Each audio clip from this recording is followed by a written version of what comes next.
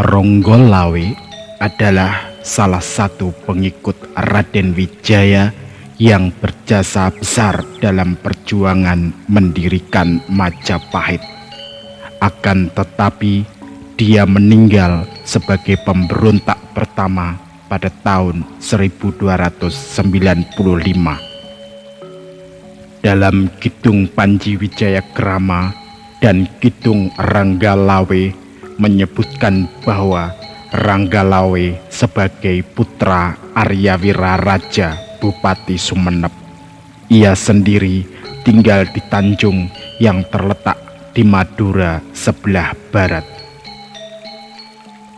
Pertemuan pertama dengan Raden Wijaya terjadi ketika Ranggalawe diutus oleh ayahnya yaitu Aryawira Raja yang menjadi Bupati Sumenep untuk mengantar Tribuaneswari dari Sumenep ke Majapahit bersama banyak kapuk dan Mahesa Pawagal utusan Raden Wijaya.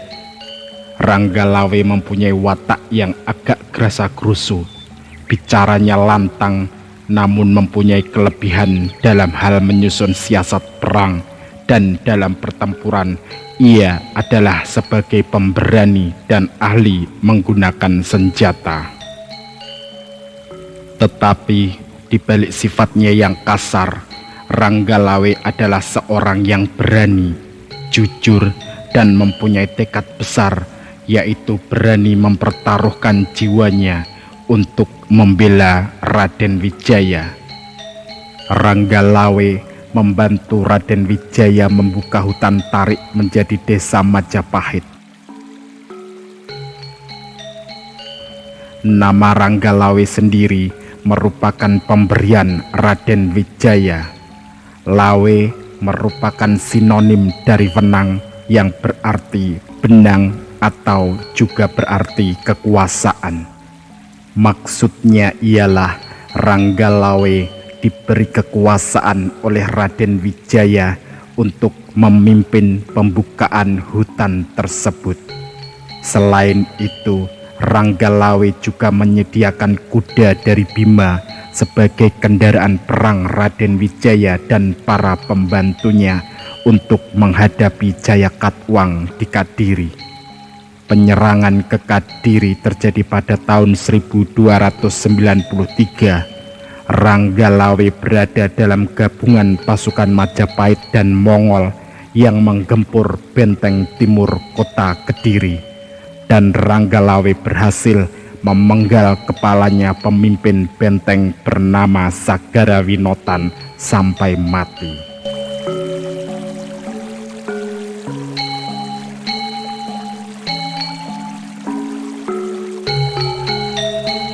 Setelah Kadiri runtuh, Raden Wijaya menjadi raja pertama Majapahit. Menurut Kidung Ranggalawe, atas jasa-jasanya Ranggalawe diangkat sebagai Bupati Tuban yang merupakan pelabuhan utama Jawa Timur saat itu.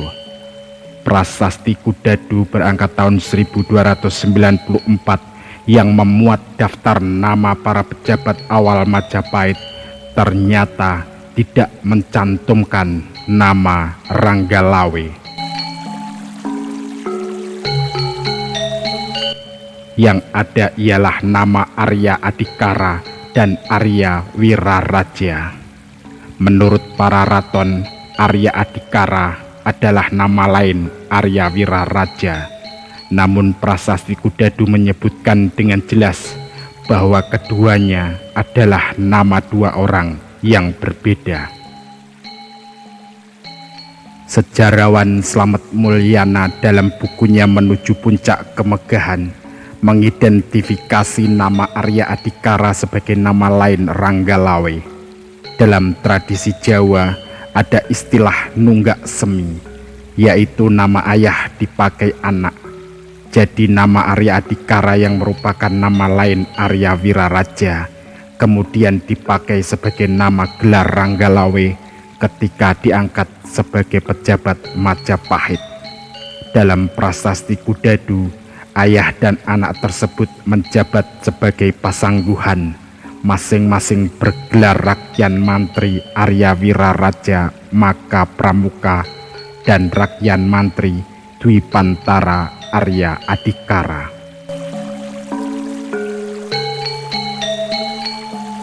Kisah pemberontakan Ranggalawe yang merupakan perang saudara pertama di Majapahit disebutkan dalam Pararaton terjadi pada tahun 1295 dan diuraikan panjang lebar dalam Kidung Ranggalawe.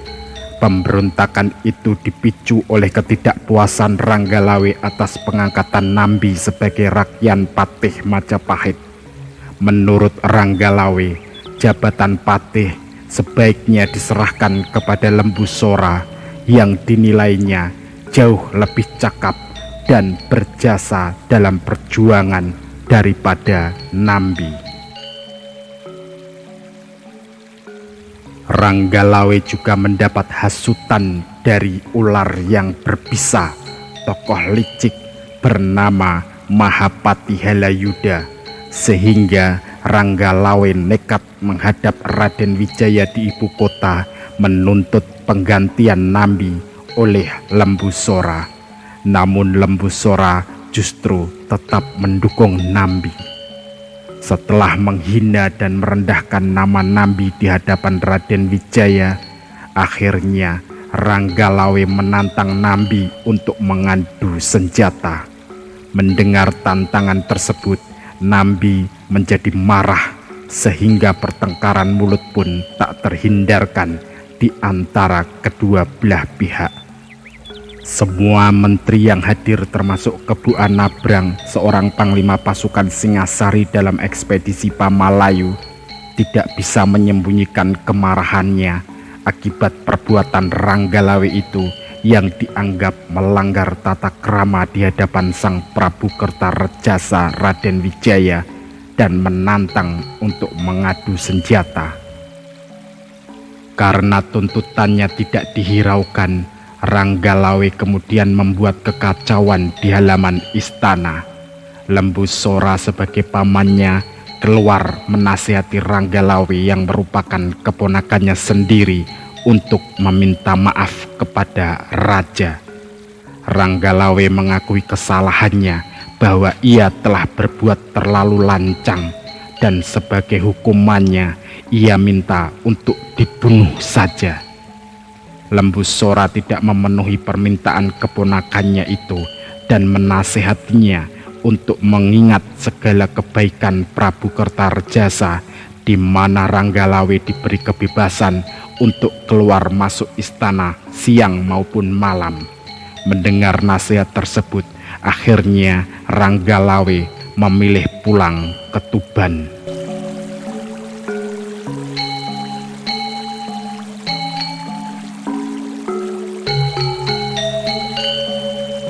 Mahapati kemudian ganti menghasut Nambi dengan mengatakan kalau Ranggalawe sedang menyusun pemberontakan.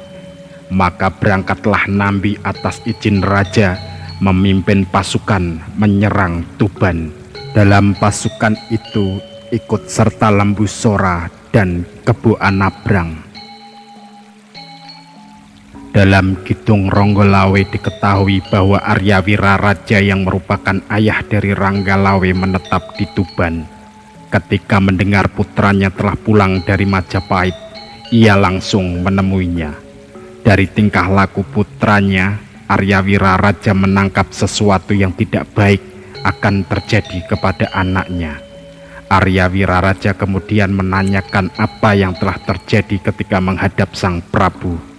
Ketika mendengar penjelasan yang disampaikan putranya, Arya Wiraraja terdiam dan hatinya makewoh mana yang harus dipilih antara cinta kepada anak atau setia kepada Sang Prabu. Arya Wiraraja kemudian menasihati anaknya untuk tetap setia kepada Sang Prabu karena berkhianat akan mempunyai akibat yang sangat berat baik di akhirat maupun dalam kelahiran kembali. Mendengar nasihat ayahnya, Ranggalawe terdiam dan mengakui kesalahannya. Namun darah kesatria yang mengalir dalam dirinya mengharamkan bagi dirinya untuk mundur, dan keperwirayudaan tersebut akan dipertahankan sampai mati.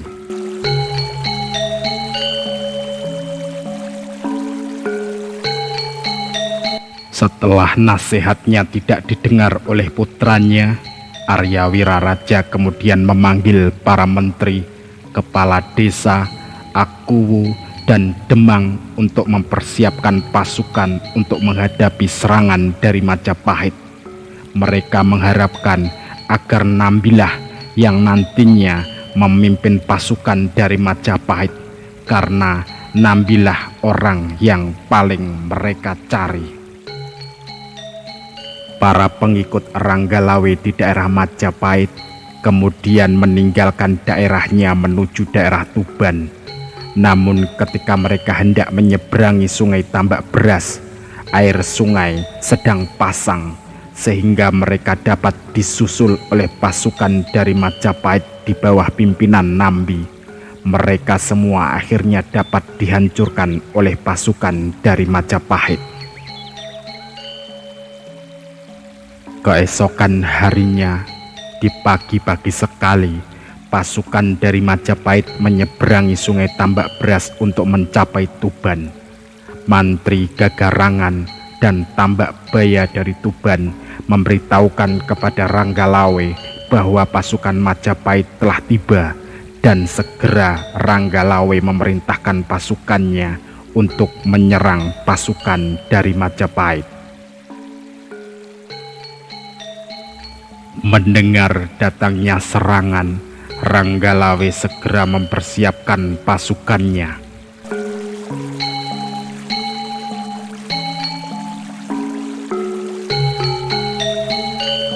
Kidung Ranggalawe menyebutkan nama istri Ranggalawe adalah Martaraga dan Tritawati.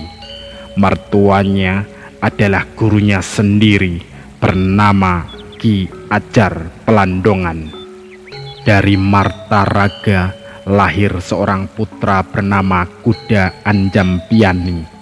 Ranggalawe kemudian mohon pamit kepada istrinya untuk menghadapi pasukan dari Majapahit. Martaraga berusaha mencegah kepergian suaminya karena mempunyai firasat bahwa sesuatu yang tidak baik akan menimpa suaminya. Oleh mertuanya sendiri, yaitu Ki Ajar Pelandongan, Ranggalawe juga dibujuk agar mengurungkan niatnya untuk maju ke medan pertempuran. Namun sekali lagi bujukan tersebut tidak dihiraukan oleh Ranggalawe. Ranggalawe kemudian terjun ke medan pertempuran melawan pasukan dari Majapahit. Ia bertemu dengan orang yang diharap-harapkan, yaitu Patih Nambi. Patih Nambi mengendarai kuda Brahma Jikur, sedangkan Ranggalawe mengendarai kuda Megalamat.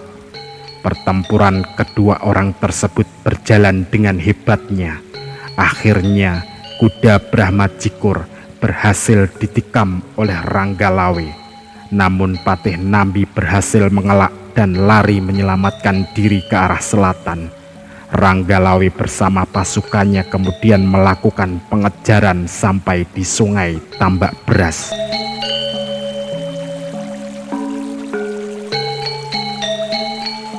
Ranggalawe berniat untuk menyeberangi sungai Tambak Beras, namun ditahan oleh para pengikutnya karena daerah di seberang sungai adalah wilayah Majapahit.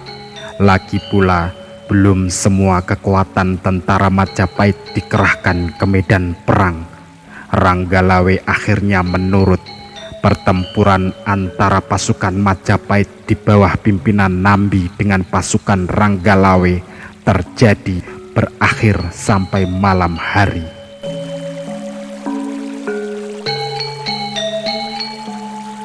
Berita kekalahan pasukan dari Majapahit kemudian disampaikan Hang Satrik ke hadapan Raden Wijaya.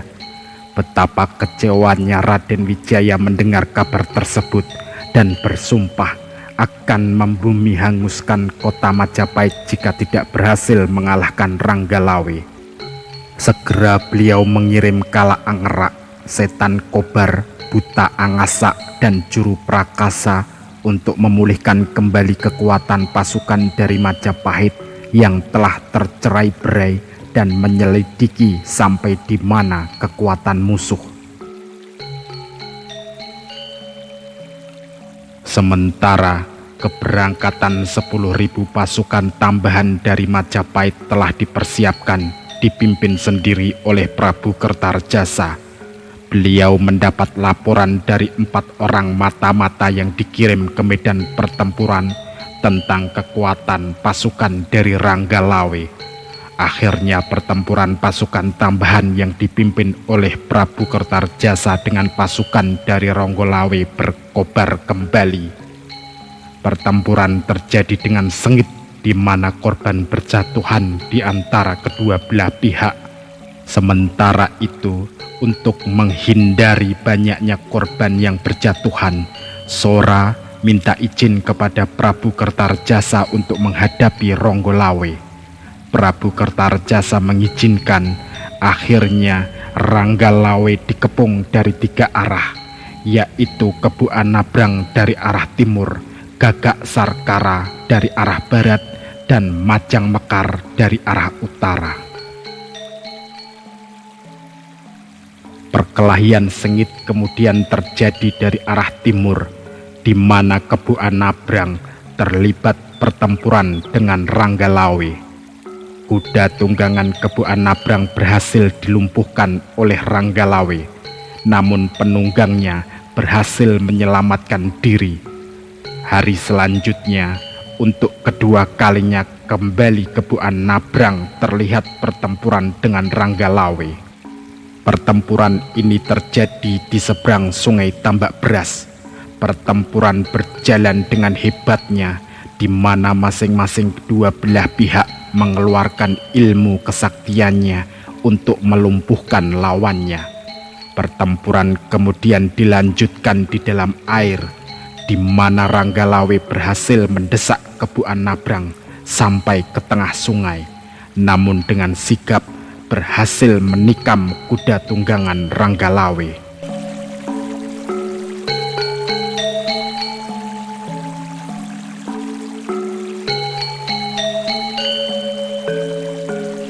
Dalam Kidung Ranggalawe dikisahkan bahwa ikan-ikan berlompatan dan air muncrat bagaikan hujan akibat perang tanding di antara kedua tokoh tersebut. Mereka bergulat, saling banting di dalam air, berusaha menenggelamkan lawannya. Sampai akhirnya Ranggalawe terpleset dari batu tempat berpijaknya, sehingga hal tersebut berhasil dimanfaatkan oleh Kebu Anabrang untuk menenggelamkan Ranggalawe ke dalam air. Kepalanya terpiting di bawah ketiak Kebu Anabrang. Ranggalawe kehabisan napas dan mati lemas.